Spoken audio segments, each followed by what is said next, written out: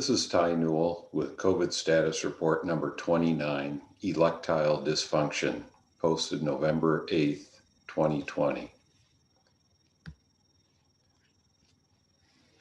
So it's been quite an election, and for many of us, with a hope that perhaps as far as COVID, as well as in many other directions, that we get control of the virus, we get the economy moving in productive directions, and we start putting the unity back in community. We put the united back in United States of America.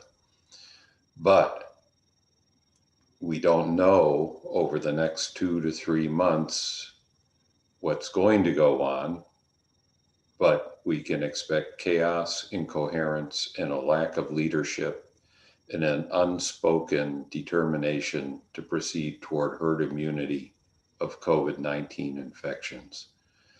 And let me just state this, as I've been doing over and over and over. We are at the very beginning of COVID infections.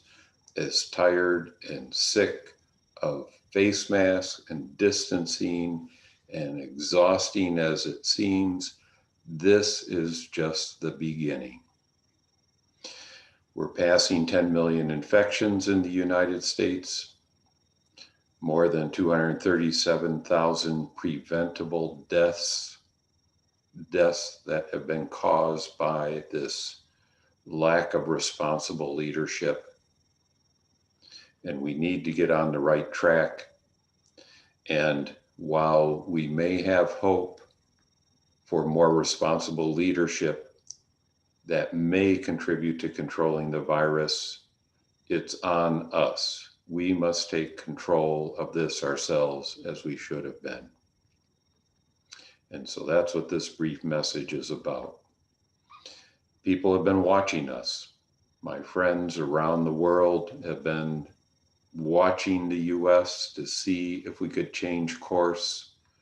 They're breathing a sigh of relief to see democracy in action. And as this post down in the bottom that's been circulating through many countries, but sent to me by a friend in Argentina, saying that the US seems to have an easier time putting somebody in as president in some other country than we do here. But again, much relief, as there's hope that we join the world in many needed efforts. So I've also been saying COVID's very predictable. We understand the transmission. We understand the mechanics of what is needed to protect ourselves, to protect others. And if there's those in your community who are not being safe, you don't have to be in New Zealand to protect yourself. You can be in your house, in your neighborhood, in your community, in your state. So just as the University of Illinois, with its extensive testing and tracking program, that here's a community of 40 to 60,000 people with less than a 20th of the infection rate of the surrounding counties. So it can be done. It can be done on an individual family unit basis, a community basis, but you have to take it seriously. And you have to exclude, you have to stay away, you need to shun those who are not being safe. So, herd stupidity. While we're being told they're not pursuing this is exactly what they're pursuing. And the devastating effects, the impacts of this, we can't stress strong enough how disastrous this will be. Okay, and now the fact that they'll be leaving further indicates that for at least 2 to 3 months, it's really on us, as it always has been. But what this means as far as herd immunity, this plot that I made, it's a pretty simple calculation with the transmission characteristics of COVID. It indicates that about 70% of us have to get sick before it's roughly not accelerating anymore. And if we get a vaccine with this characteristic number, about 50% of us need to get vaccinated if it's a 100% effective vaccine, which it ain't going to be. The flu vaccine's 40%. We get 50% effective. That's pretty good. But then we need 100% of us to get vaccinated. We ain't going to get that. And when you go in a building, this number changes. Inside of a building, it's up here in many cases with poorly ventilated, poorly filtered buildings. And here's the real truth. Don't hold your breath for a vaccine. Maybe it'll get to you, maybe in July, maybe a year from now.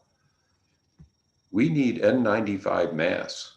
Yes, these cloth masks are helping us a lot, but we could do much, much better with this simple mask that's nothing more than like wearing a MERV 13, MERV 16 filter on your face. Why aren't these being produced? Why aren't these being distributed throughout the country to everybody? And just avoid unmaskers. Don't get in a fight with them. Stay away from them. Let businesses know you're not coming in if they're not enforcing a mask rule. Let's take North Dakota. Screaming off the map, leading in percentage of infections. Surely they must be close to herd immunity. North Dakota, here's the pain you're in for if you don't get control. You have a population of 760,000, 70% herd immunity. More than 500,000 of you are going to get infected. And I guarantee you right now, just as I know somebody who knows someone in North Dakota that got infected, that you know this person, that person, that person now that are getting infected. But it's still not a lot. Where you're heading to where you are right now, you have about 53,000 infections. Get ready for about 10 times that if you keep pursuing this path. You're going to have about 5,000-6,000 fatalities, just about 1%. But most likely that's going to go up above 1% as your medical staff and your facilities are overwhelmed, you're running short of supplies. And of course, there's maybe at least 10 times that will have longer lasting debilitating effects.